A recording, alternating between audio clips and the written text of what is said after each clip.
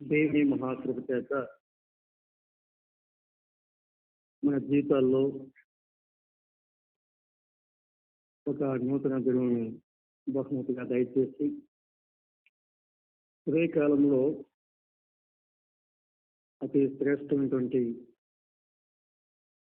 మన సన్నిధిని సహవాసం మనకు అనుగ్రహించి ఆ దీవెనలతో నింపి మనను ఆనందింపచేస్తున్న దేవునికి కృతజ్ఞతలు తెలుసుకుంటున్నాను. అలాగే కాన్ఫరెన్స్ లో ఉన్న ప్రతి వారికి మీరు మాట్లాడుతున్న వ్యక్తి మీ కాల్ హోల్డ్ లో ఉంచారు. దయచేసి లైన్ లో ఉండండి. The person you are speaking with has put your call on hold. Please stay on the line. आप जिस व्यक्ति से बात कर रहे हैं తెలియజేస్తుంటున్నాను. మన వాక్య ధ్యానం కోసం దేవుని పరిశుద్ధ గ్రంథముల నుండి పరమగీతము 2వ అధ్యాయము మొదటి చరణం నేను చదువుతున్నాను. పరమగీతము 2వ అధ్యాయము మొదటి చరణం చదువుతున్నాను. నేను షారోను పొలంలో పూలు పుష్పం వంటి దానిను, లోయలలో పుట్టు పద్మం వంటి దానిను. ప్రభునందు సోదరి సోదరులారా, దేవుని పరిశుద్ధ గ్రంథములో పరమగీతములలో దేవుడు మనకు దయచేసిన సంగతులు వరుసగా వింటూ వస్తున్నాము. ఈ దినం కూడా ప్రభు మనకు దయచేసిన పరిధిలో కొన్ని సంగతులు త్యాగం చేయబోతున్నాం. ఈ పువ్వుని గురించి కొన్ని సంగతులు మనము గమనిస్తూ వచ్చాం. పువ్వులో ఉన్నటువంటి ఆ సంగతులు మనం ఆలోచన చేసినప్పుడు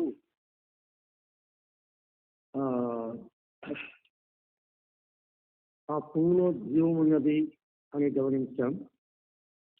రంగును గురించి గమనించాం, పరిమళమును గురించి, అలంకారాన్ని గురించి, క్రమాన్ని గురించి, మృదుత్వాన్ని గురించి ఇలాగే కొన్ని సంగతులు మనము గమనిస్తూ వచ్చాం. ఈ దినం కూడా అందులో ఒక సంగతిని మనం ఆలోచన చేయబోతుంటున్నాం. ఆ పువ్వు మొక్కతో సంబంధం కలిగి ఉంటుంది. మనం ముందుగా చెప్పిన లక్షణాలు ఎన్ని లక్షణాలున్నా ఆ లక్షణాలన్నీ ఆ పువ్వు కలిగి ఉండాలంటే ఆ పువ్వు మొక్కతో సంబంధం కలిగి ఉండాలి. మొక్కతో సంబంధం లేకపోతే అసలు ఆ పువ్వు దాని ఉనికి ఉండటానికి అసలు వీల్లేదు. అంటే మనం ముందు భాగంలో చెప్పుకున్న అవన్నీ కూడా ఒక పువ్వు కలిగి ఉండాలంటే, ఆ లక్షణాలన్నీ కలిగి ఉండాలంటే ఆ పువ్వు ఆ చెట్టుతో సంబంధం కలిగి ఉండాలి అనే సంగతి మనము గమనిస్తున్నాం. మన ఆధ్యాత్మిక జీవితాల్లో మనము ఆ పువ్వులో ఉన్న లక్షణాలన్నీ కలిగి ఉండాలంటే మనం ఎవరితో సంబంధం కలిగి ఉండాలి అనే సంగతి గమనించినట్లయితే ప్రభువైన యేసుక్రీస్తు వారు చక్కని పోలికలో కొన్ని సంగతులు చెప్పినట్లుగా మనం గమనిస్తున్నాం. కొత్త సంగతులు కాదు, మర్మాలు కాదు, కానీ సామాన్యమైన విషయాలు, మనందరికీ తెలిసిన విషయాలు దేవుని యొక్క గ్రంథముల నుండి మనం గమనిస్తుంటున్నాం. యోహాను సువార్త 15వ అధ్యాయంలో మనం గమనించినప్పుడు ఆ మొదటి 8 వచనాలు లేకంటే క్రింది భాగంలో కూడా మనం దేవునితో ఎలాంటి సంబంధం కలిగి ఉండాలి అనే సంగతులు ప్రభు అక్కడ జ్ఞాపం చేస్తున్నాడు. ఆ వాక్య భాగం చదివి అందులో నుండి ప్రభువునకు దయచేసే సంగతులు మనం గమనిద్దాం. యోహాను సువార్త 15వ అధ్యాయము మొదటి నుండి మనం కొన్ని వచనాలు చదువుకుందాం. నేను నిజమైన ద్రాక్షవల్లిని, నా తండ్రి వ్యవసాయకుడు. నాలో ఫలింపని ప్రతి తీగను ఆయన తీసి పారవేయును. ఫలించు ప్రతి తీగే మరి ఎక్కువగా ఫలించాలని దానిలోని పనికిరాని తీగలను తీసివేయను. నేను మీతో చెప్పిన మాటను బట్టి మీరు ఇప్పుడు పవిత్రులై ఉన్నారు. నా యందు నిలిచిందుడి, మీ యందు నేను నిలిచిందును. తీగే ద్రాక్షవల్లిలో నిలిచింటేనే కానీ పనంతటా తానే ఎలాగ ఫలింపదో అలాగే నా యందు నిలిచింటేనే కానీ మీరు ఫలింపరు. ద్రాక్షవల్లిని నేను, తీగలు మీరు. ఎవరు నా యందు నిలిచిందునో, నేను ఎవరి యందు నిలిచిందునో వాడు బహుగా ఫలించును. నాకు వేరుగా ఉండి మీరేమీ చేయలేరు. ఎవరైనాను నా యందు నిలిచి ఉండని ఎడల వాడి తీగ వలె బయట పారవేయబడి ఎండిపోను. మనుషులు అట్టి వాటిని పోగు చేసి అగ్నిలో పారవేతురు, అవి కాలిపోను. నా యందు మీరును, మీ యందు నా మాటలను నిలిచి ఉండని ఎడల మీకేది ఇష్టమో అడుగుడి, అది మీకు అనుగ్రహించబడును. మీరు బహుగా ఫలించడం వలన నా తండ్రి మహిమపరచబడును. ఇందువలన మీరు నా శిష్యులగుదురు. తండ్రి నన్ను ఎలాగ ప్రేమించానో నేను మిమ్మల్ని అలాగ ప్రేమించుకుని నా ప్రేమ యందు నిలిచినుడి. నేను నా తండ్రి ఆజ్ఞలు గైకొని ఆయన ప్రేమ యందు నిలిచిన ప్రకారము మీరును నా ఆజ్ఞలు గైకొని ఎడల నా ప్రేమ యందు నిలిచి ఉందురు. ప్రభునందు సోదరి సోదరులారా, వాక్య భాగం మనకు చాలా పరిచయమైన వాక్య భాగం, సుపరిచితం. ప్రభు యేసుక్రీస్తు వారు ఒక పోలికలో దేవునికి మనకు ఎలాంటి సంబంధం కలిగి ఉండాలి, సంబంధం కలిగి ఉంటే ఎలాంటి అనుభవాలు మనం కలిగి ఉంటాం, సంబంధం లేకపోతే ఎలాంటి ఫలితాలు మన జీవితాల్లో మనం పొందగలమనే విషయాలు ఈ వాక్య భాగంలో ప్రభు తెలియపరుస్తున్నాడు. నేను నిజమైన ద్రాక్షవల్లిని అని ప్రభు ప్రారంభంలో జ్ఞాపం చేశాడు. ఆయన ఒక ద్రాక్షవల్లికి పోల్చుకున్నట్లుగా మనం గమనిస్తున్నాం. మనం తీగలకు పోల్చుకున్నట్లుగా చూస్తున్నాం. ఆ వేరు, ఆ కాండం ప్రభు ఉండగా ఆ కాండముల నుండి వచ్చిన తీగలుగా ఆయన మనల్ని వర్ణించాడు, ఇక్కడ తెలియపరుస్తున్నాడు. ఆ తీగలు ద్రాక్షవల్లిలో నిలిచుంటేనే అవి ఫలిస్తాయి, కానీ ఆ తీగలు ద్రాక్షవల్లి నుండి విడిచిపెడితే అవి ఎండిపోతాయి, ఆ తర్వాత అవి కాల్చేయబడతాయి అనే విషయాలు ఇక్కడ జ్ఞాపం చేస్తున్నాడు. ఈ విషయాలు స్థిరసాధనంగా మనం ఎరిగి ఉంటున్నాం. 4వ వచనం గమనిస్తే, నా యందు నిలిచి ఉండుడి, మీ యందు నేను నిలిచి ఉండును అని ఇక్కడ జ్ఞాపం చేస్తున్నాడు. నిలిచి ఉంటే కలిగే ఫలితాలు ఏంటో కూడా అందులో మనం గమనిస్తున్నాం. నిలిచి ఉండుట ఎందులో నిలిచి ఉండాలి? లోకంలో కాదు, పాపంలో కాదు. కొంతమంది లోకంలో స్థిరంగా నిలిచేవారు ఉంటారు, కొంతమంది పాపంలో నిలిచేవారు ఉంటారు, కొంతమంది సాతానులో నిలిచేవారు ఉంటారు. నమ్మిన వారి గురించి కాదు నా ఆలోచన, నమ్మిన వారి గురించి, నమ్మిన వారి జీవితాల్లో నమ్ముకున్నాము అని చెప్పుకుంటూ పాపంలో నిలిచిన వారు ఉండవచ్చు. నమ్ముకున్నాము అని చెప్పి లోకంలో నిలిచిన వారు ఉంటారు, ఉండవచ్చు. నమ్ముకున్నామని చెప్పుకుంటూ సాతానుతో లేక సాతానులో నిలిచిన వారు ఉండవచ్చు. మన యేసుక్రీస్తును నమ్మిన వెంటనే మనము ప్రభువులో నిలుస్తున్నాము అని చెప్పడానికి ఎంతవరకు అవకాశం ఉంది అనే సంగతిని ఆలోచన చేయాలి. ఎప్పుడు మనం నిలుస్తుండగలము, నిలుస్తున్నాము అని ఎప్పుడు చెప్పగలము అనే విషయాలు కూడా ఇక్కడే ప్రభు జ్ఞాపం చేశాడు. ఆ మాట కూడా మనం గమనిస్తే 9-10 విషయాలు చెప్తున్నాడు. అసలు నిలిచి అనేది ఏమిటి అందులో చెప్తున్నాడు. తండ్రి నన్ను ఎలాగ ప్రేమించినో నేనును నిన్ను అలాగ ప్రేమించుకుని నా ప్రేమ యందు నిలిచి ఉండుడి. అదొచ్చు. నేను నా తండ్రి ఆజ్ఞలు గైకొని ఆయన ప్రేమయందు నిలిచిన ప్రకారము మీరు నా ఆజ్ఞలు గైకొని ఎడల నా ప్రేమయందు నిలిచి ఉండరు అని చెప్తున్నాడు. నిలిచి ఉండుట అనగా ఏమిటి? ఇక్కడ దేని యొక్క వాక్యంలో మనము గమనిస్తున్నాం. నిలిచి ఉండుట అనగా ఏమిటి గమనిస్తే దేవుని యొక్క ఆజ్ఞలు గైకొనుట అని ఇక్కడ మనం గమనించాలి. యోహాను రాసిన మొదటి పత్రిక 3వ అధ్యాయం 24లో కూడా అది మాట చెప్తారు. నిలిచి ఉండుట అనేది చాలా ప్రాముఖ్యమైనటువంటి అంశం. అంటే దేవుని యొక్క ఆజ్ఞలు గైకొనుటయే ఆయనలో నిలిచి ఉండుట, ఆయన ప్రేమలో నిలిచి ఉండుట అనే సంగతులు మనము గమనిస్తుంటున్నాం. కాబట్టి ఇప్పుడేంటంటే సోదరి ద్వారా నిలిచి ఉండుట అనగా ఆయన ఆజ్ఞలు గైకొనుట అని అర్థం. మన విశ్వాస జీవితంలో, అనుదిన జీవితంలో దేవుని ప్రేమిస్తున్నాము అని చెప్పుకునే మనము దేవుని యొక్క ఆజ్ఞలు ఏమిటి, ఆ ఆజ్ఞలలో ఎంతవరకు మనం నిలిస్తున్నాము, దేవుని ఆజ్ఞలు నెరవేర్చకుండా ఆయనను ప్రేమిస్తున్నాము లేక ఆయనలో నిలుచున్నాము అని చెప్పుకోవడము అది ఎలాగుంటుంది అనే సంగతి మనం ఆలోచన చేయాలి. దేవుని ఆజ్ఞలు నెరవేర్చకుండా దేవుని ప్రేమిస్తున్నామని చెప్తే అది మనలను మనం మోసగించిన వారం అవుతాము, మనం అబద్ధీకులం అవుతాం. కాబట్టి దేవుని ప్రేమించ అనగా దేవుని యొక్క ఆజ్ఞలను నెరవేర్చుట.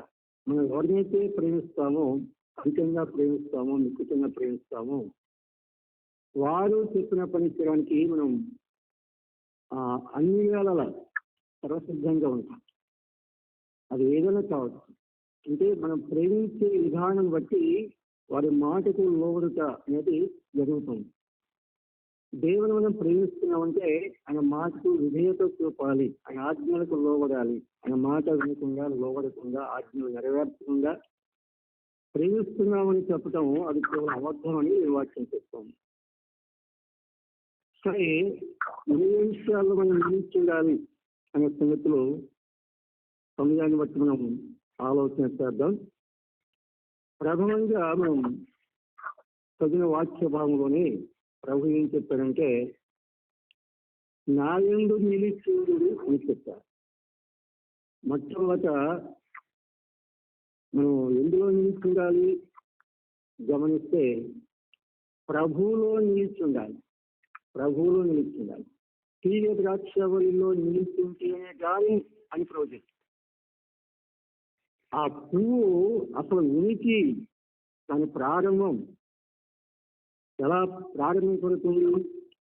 ఆ కొమ్మతో లేకపోతే ఆ కాండంతో సంబంధం కలిగినప్పుడే ఆ పువ్వు ఉనికి అనేది అది ప్రారంభమవుతుంది. కాబట్టి మన ఆధ్యాత్మిక జీవితం ప్రభుతో సంబంధం ఎప్పుడైతే మనం ప్రారంభించామో అప్పుడే మన ఆధ్యాత్మిక జీవిత ఉనికి అనేది ప్రారంభించబడుతుంది. ప్రభుతో సంబంధం లేకుండా మన ఉనికిలోకి రావటం అనేది సాధ్యం కాదు అనే సంగతులు దేవుని వాక్య ఆధారంగా గమనిస్తున్నాం. కాబట్టి ప్రభువులో మనం నిలుచుండాలని 4-5 వచనాలు చెప్తున్నాడు. యోహాను సువార్త 15వ అధ్యాయం 4-5 వచనాలు, అలాగే 6వ అధ్యాయము 56వ వచనం కూడా మనం ప్రభువులో నిలిచిండాలని చెప్పారు. యోహాను రాసిన మొదటి పత్రిక 2వ అధ్యాయము 5వ వచనం, 6వ వచనం, 28వ వచనాలు కూడా మనము ప్రభువులో నిలిచిండాలి అని చెప్తున్నాం. ప్రభువులో నిలిస్తే కలిగే ఫలితాలు ఏమిటి ఇక్కడే చెప్పాడు. ప్రభువులో మనము నిలిచినప్పుడు కలిగే ఫలితాలు ఏంటి? 5వ వచనం గమనిస్తే ఎవడు నా యందు నిలిచి ఉండనో నేను ఎవరి యందు నిలిచి ఉండనో వారు బహుగా ఫలించును అని చెప్తారు. ప్రభువులో నిలిచుంటే ఫలితాలు. ఎవరు ఫలిస్తారు, ఎవరు వృద్ధి చెందుతారు అని మనం గమనించినట్లయితే దేవుడు ఇక్కడ చెప్తున్నాడు, ఎవరు నా యందు నిలిచి ఉండునో, నేను ఎవరి యందు నిలిచి ఉండునో వాడు బహుగా ఫలించును. ఇక్కడ మనం నిలిచున్నామా లేదా, దేవుని ఆజ్ఞలు గైకుంటున్నామా లేదా అని మనం గ్రహించడానికి సులభంగా వీలు కలుగుతుంది. మన ఆధ్యాత్మిక జీవితాల్లో మనం ఫలిస్తున్నాము అంటే దాని భావం ఏంటి? మనము ప్రభువులో నిలుస్తున్నాము అని దాని భావం. మన ఆధ్యాత్మిక జీవితాలు ఫలవరితంగా లేవు అంటే దాని అర్థం ఏంటి? మనం ప్రభులో నిలవలేదు. అక్కడే చెప్పాడు కదా, నాకు వేరుగా ఉండి మీరేమీ చేయలేరు, ఎవరైనా నా నిలిస్తూ ఉన్న ఎడల వాడు తీయలే బయట పారవేయబడి, ఎందుకు మనుషులు అటు వారిని పోగు చేసి అగ్నిలో పారవేతులు అవి కాలిపోను అని చెప్పి ప్రభువులో నిలుస్తుంటే ఫలవరితమైన అనుభవాలు కలిగి ఉంటాం అని ఇక్కడ గమనిస్తున్నాం. మరొక ఫలితం ఏమిటి?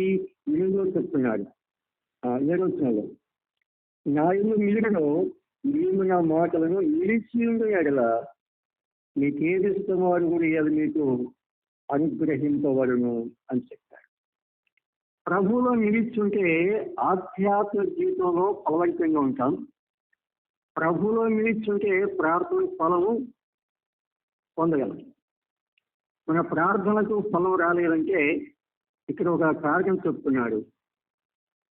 మనము ప్రభువులో నిలిచినప్పుడు ప్రార్థనకు ఫలం పొందగలం, ప్రభువులో నిలవకపోతే ప్రార్థనకు ఫలం పొందలేదు. కాబట్టి మన ప్రార్థనకు సరైన జవాబు రాలేదంటే మనం ప్రభువులో నిలుస్తున్నామా లేదా అని మనము పరీక్షించుకోవాల్సిన అవసరత ఉన్నదని ఈ వాక్యం మనకు తెలియజేస్తున్నది. ఈ వాక్యం ద్వారా దేవుడు మనకు తెలియపరుస్తున్నాడు. రెండవదిగా మనం గమనిస్తే ఆయన వాక్యం నిలిచి ఉండాలి అని దేవుడు జ్ఞాపకం చేస్తున్నాడు. దేవుని వాక్యం మనము నిలిచి ఉండాలి. యోహాను సువార్త 8వ అధ్యాయము 31వ వచనం మనం చూద్దాము. యోహాను సువార్త 8వ అధ్యాయము 31వ వచనం. కాబట్టి యేసు తనను నమ్మిన యూదులతో, మీరు నా వాక్యమందు నిలిచిన వారైతే నిజంగా నాకు శిష్యులైంది సత్యమును గ్రహించేవారు, అప్పుడు సత్యము మిమ్మల్ని స్వతంత్రుడుగా చేయను అని చెప్పగా యేసుక్రీస్తు వారు ఏం చెప్తున్నారు, ఎవరితో చెప్తున్నారు గమనిస్తే, తనను నమ్మిన యూదులతో అని ప్రభుత్వ జ్ఞాపకం చెప్తున్నాడు. నమ్మని వారితో కాదు, నమ్మిన వారితో చెప్తున్నాడు. ఏమని చెప్తున్నారు? మీరు నా వాక్యమందు నిలిచిన వారైతే అని చెప్తున్నారు. వాక్యమందు నిలవాలి, స్థిరంగా నిలవాలి అనే సంగతి మనం గమనిస్తాం. కొందరు నిలిచినట్లుగా ఉండవచ్చు కానీ అస్థిరత అనేది కనిపిస్తుంది. అస్థిరంగా కాదు, స్థిరంగా నిలిచి ఉండాలి.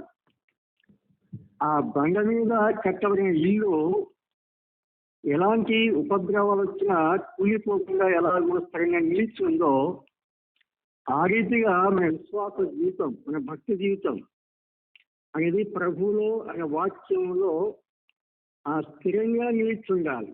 ఏ పరిస్థితిలోనైనా నిలిచి ఉండాలి అనే సంగతిలో అక్కడ మనం గమనిస్తున్నాం. బండ మీద కట్టబడినట్లయితే అది నిలుస్తుంది అని చెప్తున్నాడు. కాబట్టి ఇక్కడ ప్రభువు నా వాక్యమందు నిలిచిన వారైతే ఒక ప్రశ్నార్థకంగా ప్రభు చెప్తున్నాడు. నిలిచిన వారైతే అంటే సందేహమైనటువంటి భావంలో ఉన్నది. అంటే నిలిస్తే అంటే అర్థం ఏంటంటే నిలవకుండా ఉన్నవారు ఉన్నారు కాబట్టి ప్రభు అక్కడ సందేహాత్మకమైనటువంటి పదాన్ని ఉపయోగించట్లుగా మనం చూడవచ్చు. సరే, నిలిస్తే కలిగే ఫలితాలు ఏంటి? 3 విషయాలు చెప్పాడు. ప్రభులో నిలిస్తే ఫలిస్తాము, ప్రభులో నిలిస్తే ప్రార్థన ఫలం పొందగలం. ఇక్కడ ఈ వాక్యంలో 3 శ్రేష్టమైన ఫలితాలు చెప్తున్నాడు. ఏంటంటే,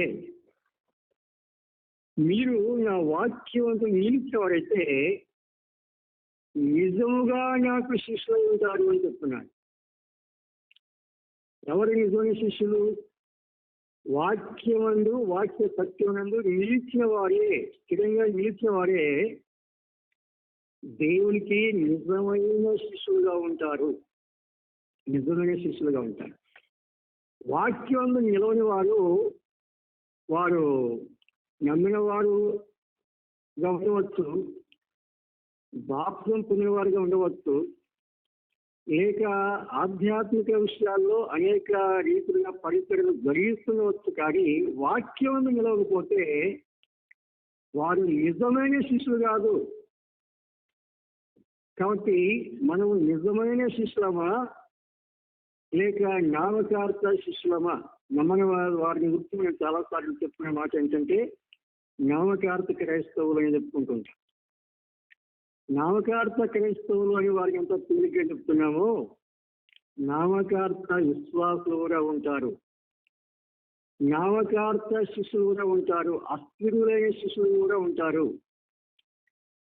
టెంపరవరీ, తాత్కాలిక, అంటే ఏదైనా మేలు, భౌతిక మేలు కలిగితే ప్రభువును వెంబడించేవారు, వారు కోరుకునేది లభించకపోతే దూరమైపోయేవారు ఉంటారు. వారు నిజమైన శిష్యులు కాదు.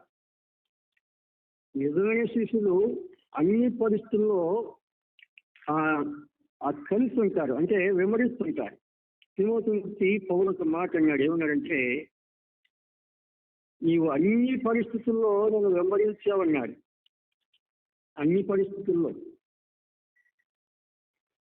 ఎలాంటి సన్నివేశాలు ఎదురైనా ఒక మాట గమనిస్తాం. చూడండి, తిమోతికి రాసిన 2వ పత్రిక 3వ అధ్యాయాన్ని గమనిస్తే, అక్కడ తిమోతిని ఉద్దేశించి పౌలు చక్కని సాక్ష్యం ఇస్తున్నాడు. 10వ వచనం, తిమోతికి రాసిన 2వ పత్రిక 3వ అధ్యాయం 10వ వచనంలో, నీవు నా బోధను, నా ప్రవర్తనను, నా ఉద్దేశమును, నా విశ్వాసమును, నా దీర్ఘశాంతమును, నా ప్రేమను, నా ఓర్పును అంతియొకయ, ఈకొనియ, లుస్త్ర అనే పట్టణములలో నాకు కలిగినట్టి హింసలను, ఉపద్రవములను తెలుసుకుని వాడవై నన్ను వెంబడించితివి. అట్టి హింసలను సహించుతుంది కానీ వాటన్నిటి నుండి ప్రభు నన్ను తప్పించను అన్నాడు.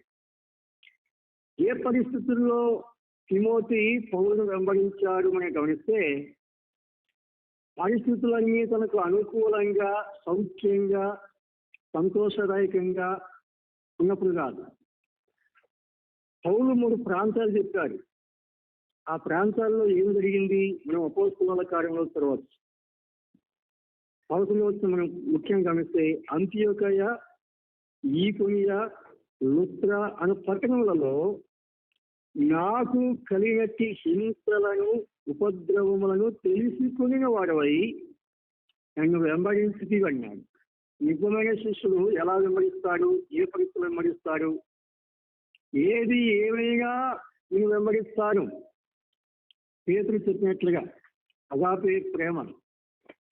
ఏది ఏమైనా, ఒకప్పుడు ప్రాణం ఇస్తానన్నాడు కానీ పారిపోయాడు. కానీ ఆ తర్వాత ప్రభు దర్శించినప్పుడు చెప్తున్నాడు, ఏది ఏమైనా సరే.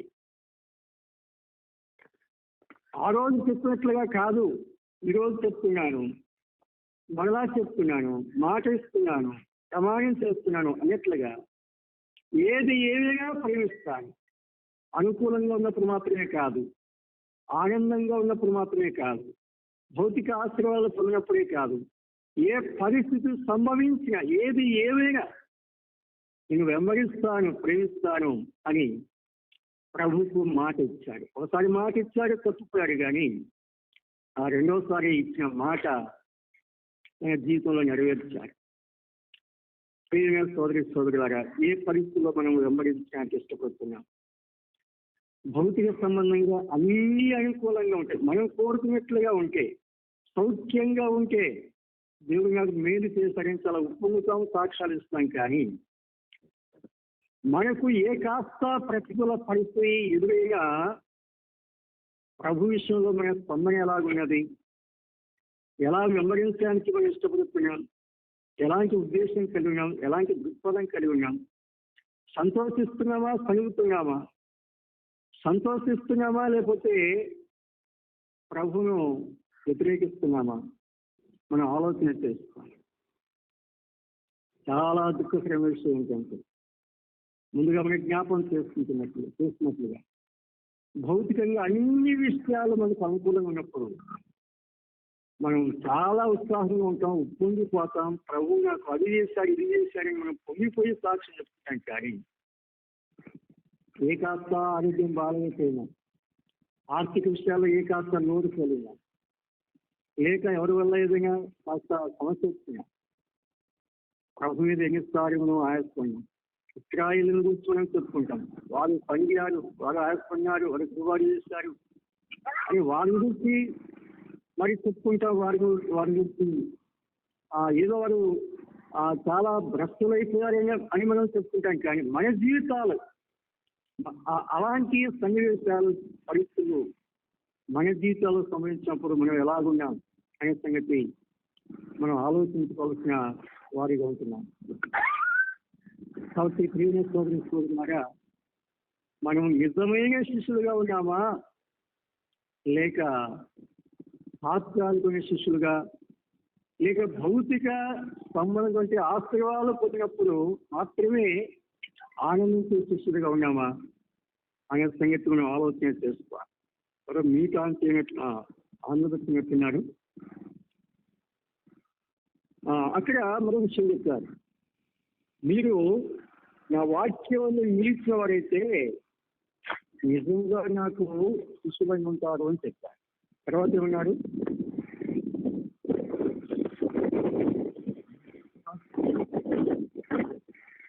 ఎవరైనా మర్చిపోయి ఉంటే దయచేసి మ్యూట్ ఆన్ చేయండి. ఎవరైనా మర్చిపోయి అన్మ్యూట్ అయి ఉంటే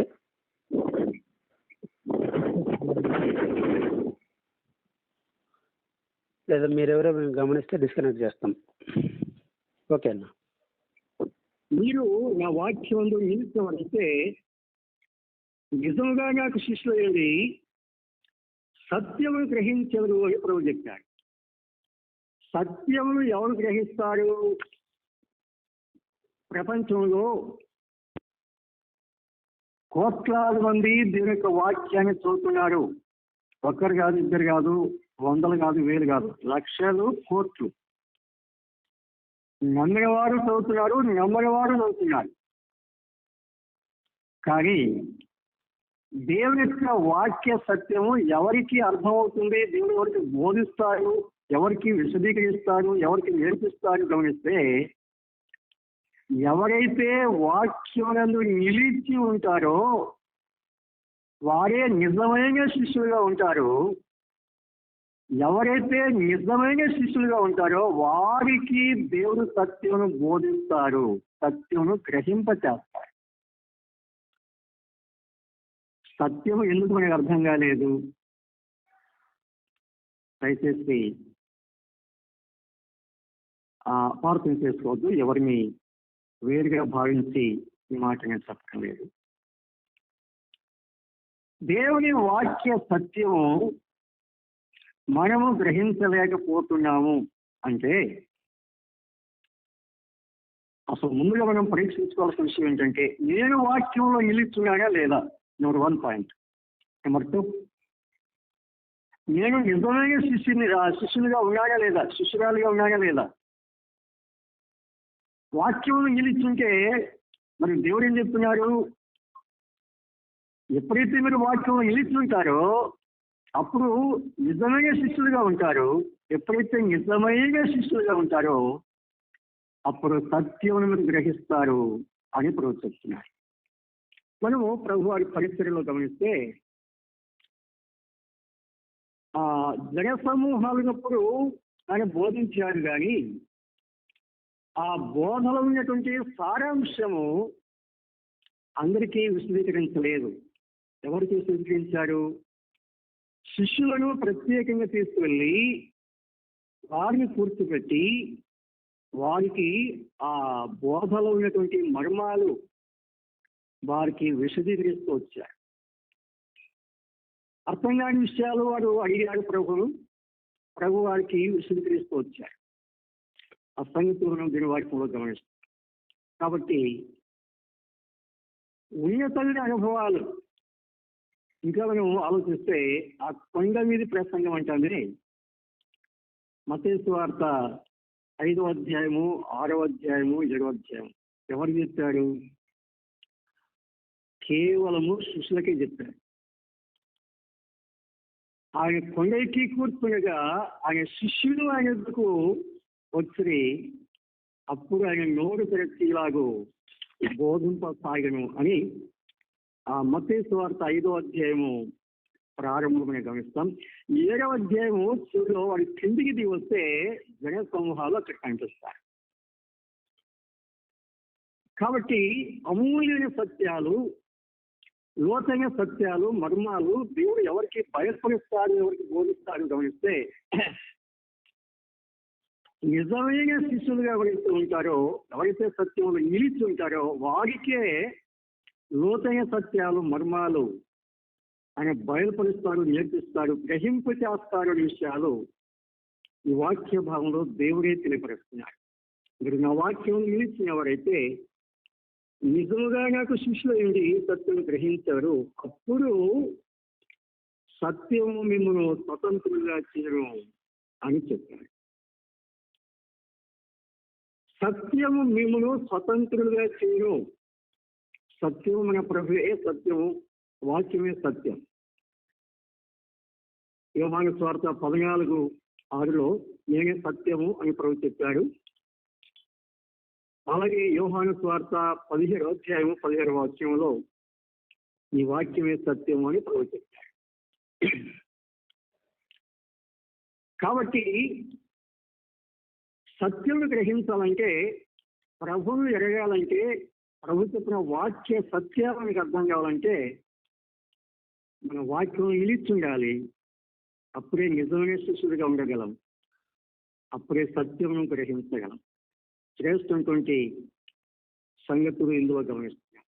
వాక్యంలో నిలిచినప్పుడే ఇలాంటి అనుభవాలు మనం పొందగలమని దేవుని యొక్క గ్రంథంలో దేవుడు మనకు తెలియపరుస్తున్నాడు. తర్వాత మనం గమనిస్తే విశ్వాసంలో నిలిచి ఉండాలి అని చెప్పారు. ఎక్కడ నిలిచి ఉండాలి? విశ్వాసంలో. అపోస్తలుల కార్యములో 14వ అధ్యాయము 22వ వచనంలో మనం గమనిస్తున్నాం. అక్కడ పౌలు నమ్మిన వారికి చెప్తున్నాడు, విశ్వాసంలో స్థిరంగా ఉండాలి. 14:22 మనం గమనించినప్పుడు 21-22 చదువుకున్నాం. వారు ఆ పట్టణంలో వార్త ప్రకటించి అనేకులను శిష్యులనుగా చేసిన తర్వాత లుస్త్రకును, ఈకొనియకును, అంతియోకయకును తిరిగి వచ్చి శిష్యుల మనస్సులను దృఢపరచి విశ్వాసమందు నిలకడగా ఉండవలనని అనేక శ్రమలను అనుభవించి మన దేవుని రాజ్యంలో ప్రవేశించాలని వారిని హెచ్చరించి అని ఇక్కడ మనం గమనిస్తాం. ఇందులో స్థిరంగా ఉండాలి, ఇందులో నిలిచి ఉండాలి. గమనించినప్పుడు విశ్వాసంలో స్థిరంగా నిలిచి ఉండాలి అనే సంగతులు ఈ వాక్య భాగంలో మనము గమనిస్తున్నాం. ప్రారంభంలో ప్రభువుల విశ్వాసం కాలం గతిస్తున్నగా క్షీణిస్తున్నదా? విశ్వాసం తొలగిపోయారా? తొలగిపోతున్నామా? విశ్వాస భ్రష్టులుగా మారిపోయిన వారు ఉన్నారు. దీని యొక్క వాక్యంలో కనిపిస్తున్నారు, నేటి దినాల్లో కనిపిస్తున్నారు, అన్ని కాలాల్లో ఉంటారు. విశ్వాస విషయంలో ఓడ బ్రద్దలైపోయిన వారు కూడా ఉన్నారు. కాబట్టి విశ్వాసులుగా నిలుచున్నామా? విశ్వాసంలో నిలుచున్నామా? సత్యమునందు నిలుచున్నామా? మనం ఆలోచన చేసుకోవాలి. లేక విశ్వాస భ్రష్టులుగా, విశ్వాసం కోల్పోయిన వారుగా, విశ్వాస విషయంలో ఓడ బ్రద్దలైపోయిన వారుగా ఏదో ఆశతో వస్తారు, భౌతిక ఆశలు కలిగి వస్తారు. వారి ఉద్దేశాలు నెరవేర్చకపోతే వారు భ్రష్టులుగా జీవించడానికి ప్రారంభిస్తారు. చాలా ఘోర విషయం, ఆలోచన చేయాలి. సద్భక్తులే కొన్నిసార్లు భ్రష్టులుగా మారిపోయిన సన్నివేశాలు కూడా ఈ వాక్యంలో మనం చూడవచ్చు. నికోలాస్ ఒకప్పుడు మంచి విశ్వాసం గలవాడు, భక్తి గలవాడు, ఆత్మీయుడు, క్రీస్తు సంఘంలో పరిచారకులుగా నియమించబడిన వాడు. కానీ ఆ తర్వాత చచ్చిపోయాడు అని మనం దీని వాక్యంలో చూడవచ్చు. ఆ నికోలాస్ ఒక దుర్బోధకు మూలకారమయ్యాడు. ప్రకటనలో ఆ సంగతులు గమనిస్తాం. కాబట్టి సత్యవాక్య సంబంధటువంటి విశ్వాసం నిలిచినామా, విశ్వాసం దూరమైపోయామా, విశ్వాసం కోల్పోయామా, విశ్వాస భ్రష్టులుగా కూడా భ్రద్దమైపోయిన వారుగా ఉంటున్నామనే సంగతి మనం ఆలోచన చేయాలని దీని వాక్యం మనకు చెప్తుంది. నేను కేవలం వచనాలు జ్ఞాపం చేసి ముగింపు చేస్తాను. కొరింథీ మొదటి పత్రిక 16వ అధ్యాయం 11వ వచనం, కొలొస్సై మొదటి అధ్యాయము 23వ వచనంలో విశ్వాసం గురించి మనం గమనిస్తాం. ఆ దేవుని కృపలో నిలిచి ఉండాలి అని అపోస్తలుల కార్యములు 13వ అధ్యాయము 43లో చెప్పారు. పేతురు మొదటి పత్రిక 5:12లో చెప్పాడు దేవుని కృపలో నిలిచి ఉండాలి. ప్రార్థనలో నిలిచి ఉండాలని కొలొస్సై పత్రిక 4వ అధ్యాయం 2లో చెప్పాడు. ప్రేమయందు నిలిచి ఉండాలని యోహాను సువార్త 17వ అధ్యాయము 9-10 వచనాలు చెప్పారు.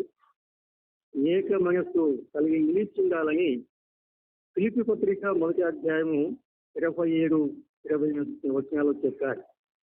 ఏక మనస్సు వల్ల బలం కలుగుతుందని లేవియా కాండము 26:8లో మనం చూడవచ్చు. ఇలా 7 విషయాల్లో మనం నిలిచి ఉండాలి అని దాని వాక్యంలో దేవుడు తెలియజేస్తున్నాడు. ఈ విషయాలు వ్యక్తిగతంగా మరలా మనం ఆలోచన చేసి ప్రభు కోరినట్లుగా ఈ 7 విషయాల్లో నిలిచి ప్రభు కోసం జీవిస్తూ ప్రభు నామానికి మహిమ కలిగిస్తాం. ప్రభు దీవెనలు మనం పొందుదాం. దేవుని వాక్యం మనందరి క్షేమార్థమై జీవించుగాక. అందరికీ వందనాలు.